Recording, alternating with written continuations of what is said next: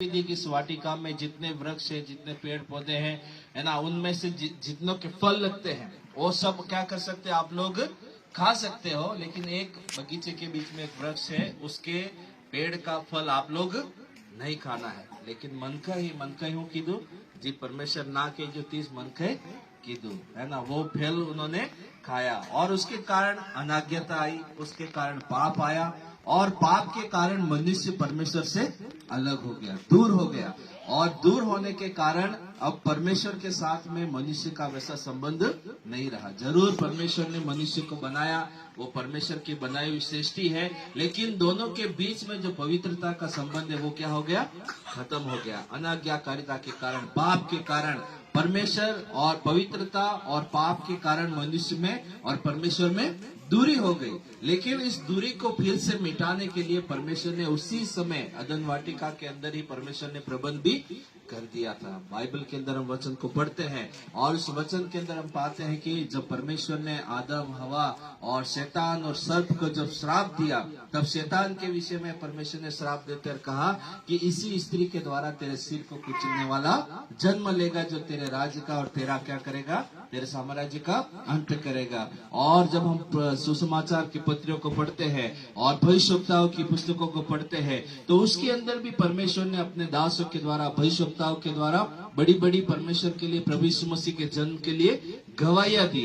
और यशायाह भविष्यवक्ता 9वें अध्याय में, 7वें अध्याय में और कई सारे भविष्यवक्ता है, अलग अलग अपनी अपनी पुस्तकों में अलग अलग अध्याय में प्रभु यीशु मसीह के जन्म के विषय में गवाहियां और भविष्यवाणियां देते रहे कि एक बालक जन्मेगा और वो मनुष्य के पापों से उसका उद्धार करेगा, शत्रु शैतान के राज्य को कुचलेगा। ये सब बातें हमने पहले से सुन रखी है, पहले से परमेश्वर के दासों ने इन बातों को कहा है। लेकिन हम इस बात पर थोड़ी सी देर हम मनन करेंगे कि क्यों प्रभु यीशु मसीह को इस संसार में आना पड़ा। परमेश्वर के पास में क्या कोई दूसरा उपाय नहीं था?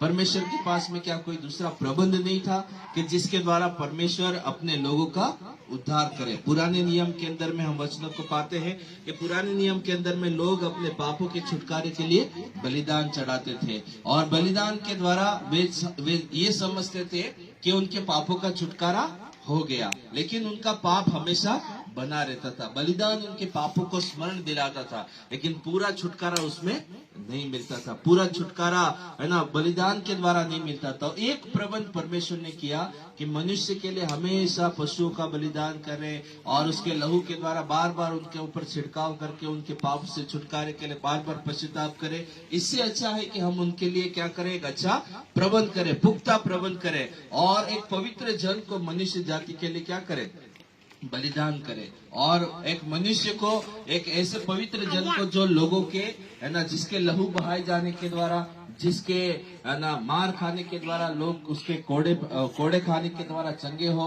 जिसके लहू बहाए जाने के द्वारा मनुष्य के पापों का छुटकारा हो। और ये प्रबंध परमेश्वर ने पहले से करके रखा था और इस प्रबंध में प्रभु यीशु मसीह को, है ना, एक बड़ा महत्व या प्रभु यीशु मसीह का एक बड़ा योगदान है। और हम जानते हैं, हम बार बार सुनते हैं, बार बार प्रभु के दास आपको सिखाते होंगे कि यीशु मसीह हमारे लिए मारा गया, गाड़ा गया, हमारे लिए उसने दुख सहा, कष्ट सहा।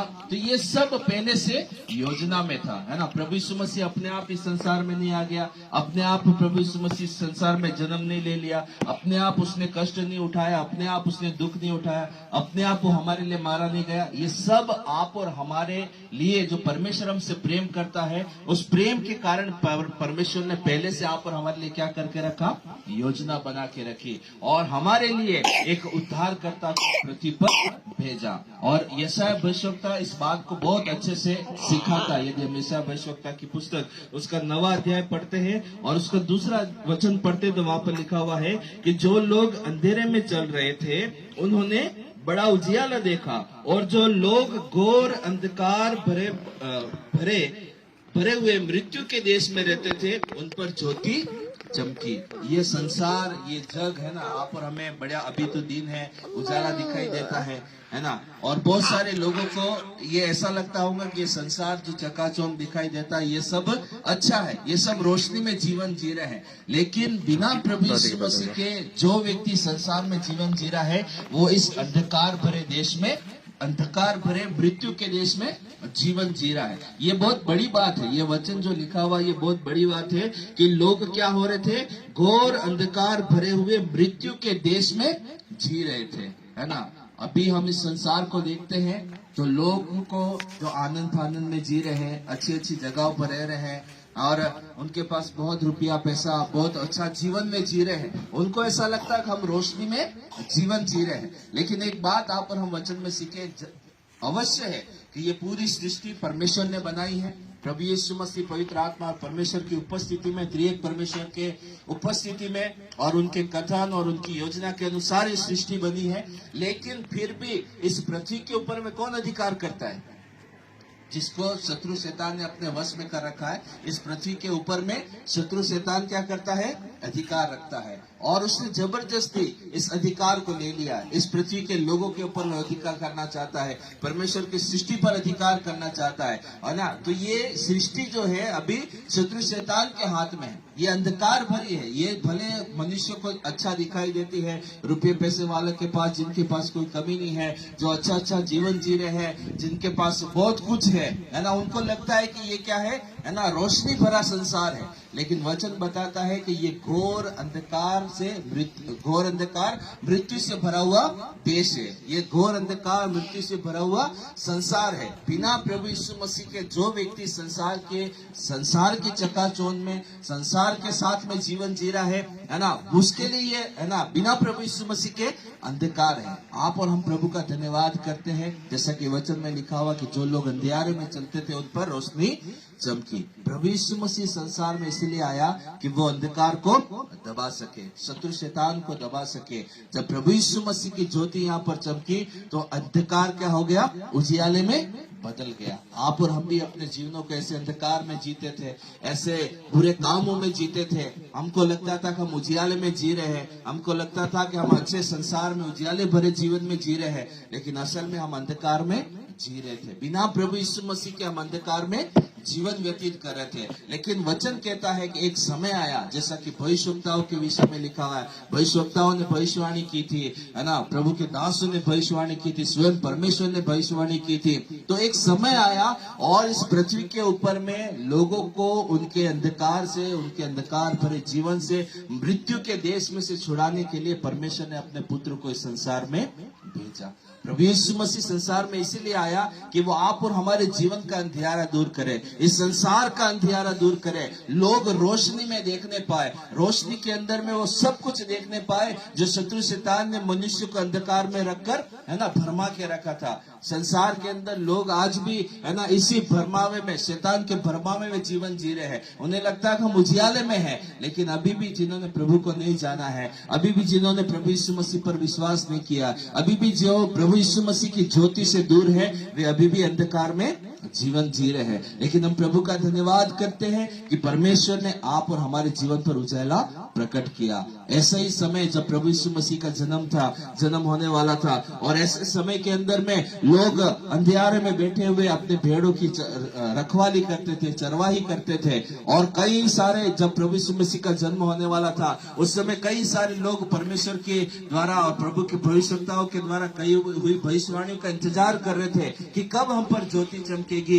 कब हमारे जीवनों में उजाला आएगा। और जब समय पूरा हुआ तब गडरियों पर भी परमेश्वर की ज्योति चमकी, है ना, स्वर्गदूत वहां पर प्रकट हुए और प्रभु यीशु मसीह के जन्म की घोषणा हुई। प्रभु यीशु मसीह के जन्म के विषय में बताया गया और लिखा हुआ कि जो लोग अंधकार में थे उन पर ज्योति चमकी। और जब उनके जीवनों में ज्योति चमकी, जब उन्होंने प्रभु यीशु मसीह की ज्योति देखा या फिर प्रभु यीशु मसीह के जन्म के विषय में सुना, तो उनके जीवन आनंद से भर गए, उनके जीवन खुशी से भर गए। और वो खुशी और वो आनंद इसलिए था कि उन्होंने ये महसूस किया कि हमारे जीवन में और जिस उद्धारकर्ता के हम बाट देख रहे थे, हमारे जीवनों के अंदर में जिसके लिए हम इंतजार कर रहे थे, जो जिसके विषय में भविष्यवक्ताओं की पुस्तकों में लिखा गया कि वो हमारे पापों से हमारा उद्धार करेगा, हमारे जीवन में शांति देगा, ये सब बातें सोच कर जिन जिन्होंने इन बातों को याद रखा होगा, जिन जिन्होंने इन बातों को सोच रखा होगा, वे इन बातों को सोचकर आनंदित हुए होंगे। और जैसा कि स्वर्गदूतों के द्वारा कहा गया, भविष्यवक्ताओं के द्वारा कहा गया, वो जब पूरा होता हुआ आनंद देखा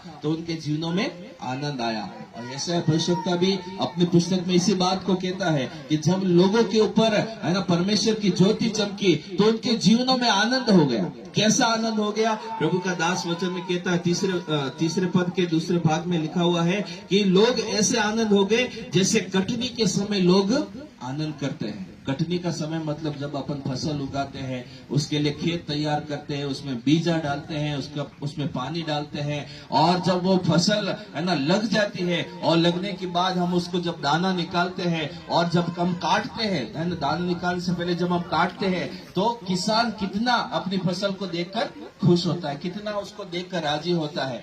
ऐसा आनंद लोगों के जीवनों में हो गया। जब किसान को क्यों आनंद होता है? क्योंकि उसने जो मेहनत की वो उसमें क्या हुआ, वो सफल हुआ। उसकी मेहनत को उसने भरपूरी से पाया। उसने जितना परिश्रम किया और ना उसके लिए उसको भरपूरी से मिला, इसलिए उसके जीवनों में आनंद आता है। और जब लोगों के जीवनों के अंदर अंधकार था, जैसा वचन में लिखा, जब उन पर रोशनी चमकी, ऐसा ही आनंद उनके जीवनों में आया। दूसरी एक और बात दिख रखी है कि कैसे लोगों का जीवन आनंद से भर गया, कैसे वे खुश हो गए कि जैसे चोर लोग लूट बांटने के समय आनंदित होते हैं। चोर लोग चोरी करते हैं, चोरी करने के बाद में जब उन्हें कोई पकड़ता नहीं है, और जब वो लूट बांटने के समय कितना आनंद करते हैं, अरे हमें किसी ने पकड़ा, हम किसी के पकड़वाने में नहीं आए, और देखो अब आराम से हम क्या कर रहे हैं, लूट बांट रहे हैं। जैसे चोरों को आनंद होता है ना, जैसा है ना, हम चोर नहीं है ना, संसार चोर नहीं है, प्रभु के लोग चोर नहीं है, लेकिन यहाँ उदाहरण दिया गया कि जैसा चोरों को लूट बांटते समय आनंद होता है, ऐसा आनंद लोगों के जीवनों में आया, है ना। कितनी खुशी उनको होती है। ऐसे ही जब प्रभु यीशु मसीह के बारे में सुना, प्रभु यीशु मसीह की ज्योति के विषय में जब लोगों ने सुना, उसके आगमन की खुशी है, उसके आगमन का सुसमाचार उन्हें मिला, तो लोग आनंद से भर गए। और आप और हमारे लिए भी खुशी और आनंद की बात है कि हमारे लिए आज से 2024 साल पहले हमारा उद्धारकर्ता प्रभु यीशु मसीह संसार में आ गया। आज हम उसके जन्मदिन को मनाते हैं, उसके द्वारा दिए गए जीवन में हम आनंद करते हैं। तो ये आप और हमारे लिए आनंद की बात है कि हमारे प्रभु यीशु मसीह की ज्योति हमारे जीवन पर भी चमकी है। और जब प्रभु यीशु मसीह की ज्योति आप और हमारे जीवन पर चमकी है, तो अब हमारे जीवनों के अंदर का अंधेरा दूर हो गया है। यदि हमने सच में प्रभु यीशु मसीह पर विश्वास किया है, प्रभु यीशु मसीह को अपना उद्धारकर्ता माना है, प्रभु यीशु मसीह के विषय में जो भविष्यवाणी की, भविष्यवाणी पर हमने विश्वास किया है, तो हमारे जीवनों के अंदर में वो ज्योति चमकी है। और यदि ज्योति चमकी है तो अब हमारे हृदय में परमेश्वर का, प्रभु यीशु मसीह का उजियाला है। और जहां ज्योति चमकती है वहां पर अंधकार काम नहीं करता। जब तक मनुष्य अंधकार में रहता है, जब तक संसार अंधकार में है या मनुष्य अंधकार में रहता है, उसे अंधकार की कोई वस्तु दिखाई नहीं देती। कहाँ पर गड्ढा है, कहाँ पर कांटे हैं, कहाँ पर चट्टान है, और वो अंधकार में बार बार ठोकर खाता है, अंधकार में बार बार उसको नुकसान होता है, अंधकार में बार बार वो कहीं न कहीं चोटिल होता है, कहीं न कहीं किसी के प्रभाव में आता है। लेकिन जब वो रोशनी में आ जाता है तो उसे सब कुछ दिखाई देने लगता है, उसे सब कुछ प्रकाश में दिखाई देने लगता है। कहाँ गड्ढा है, कहाँ नुकसान है, कहाँ हानि होगी, और वो रोशनी प्रभु यीशु मसीह ने आप और हमारे जीवन पर प्रकट की है। और प्रभु यीशु मसीह का हम धन्यवाद करते हैं कि प्रभु यीशु मसीह संसार में आए, आप और हमारे लिए उन्होंने, है ना, इस संसार को हमारे लिए इस ग्रहण किया, हमारे लिए संसार में आकर जन्म लिया और हमारे जीवन का अंधेरा दूर किया। सो ये ख्रिस्त जयंती आप और हमारे जीवनों के अंदर में इस बात को और भी दृढ़ और मजबूत करने पाए कि प्रभु यीशु मसीह जो संसार में आया है वो मेरे लिए भी आया है, मेरे जीवन के लिए आया, मेरे अंधकार को दूर करने के लिए आया है। इसी विश्वास के साथ आगे बढ़ते रहे।